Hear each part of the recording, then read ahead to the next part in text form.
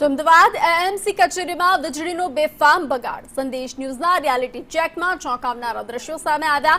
કચેરીમાં રિનોવેશન ચાલુ હોવા છતાં લાઇટ અને પંખા ચાલુ હતા। કોઈ પણ વ્યક્તિ ન હોવા છતાં લાઇટ પંખા ચાલુ જોવા મળ્યા। ઉસ્માનપુરાની પશ્ચિમ ઝોન કચેરીમાં સ્થિતિ જોવા મળી। એએમસીનું ગત વર્ષનું લાઇટ બિલ 400 કરોડની આસપાસ આવ્યું હતું।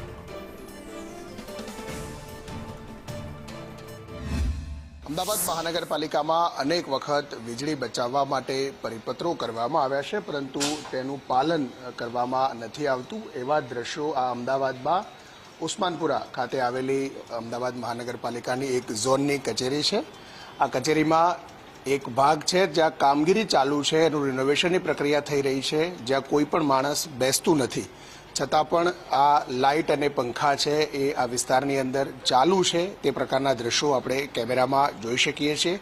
કોઈ અધિકારી બેસતા હોય અથવા તો અવરજવર હોય ત્યાં સુધી માની શકાય છે, પરંતુ રિપેરિંગ કામ ચાલુ છે, જ્યાં કોઈની અવરજવર નથી, કોઈએ બેસવાનું નથી, એવી જગ્યાઓ પર પણ આ પ્રકારની સ્થિતિ છે, તો અન્ય બાબતો ક્યાં પર શું હશે તે અનુમાન લગાવી શકાય છે। એક અંદાજ મુજબ એએમસીમાં વર્ષ 2000થી 2025થી 2026 સુધીનું જે લાઇટ બિલ છે એ 400 કરોડની આસપાસ પહોંચ્યું છે અને ચાલુ વર્ષે પણ એમાં વધારો થશે।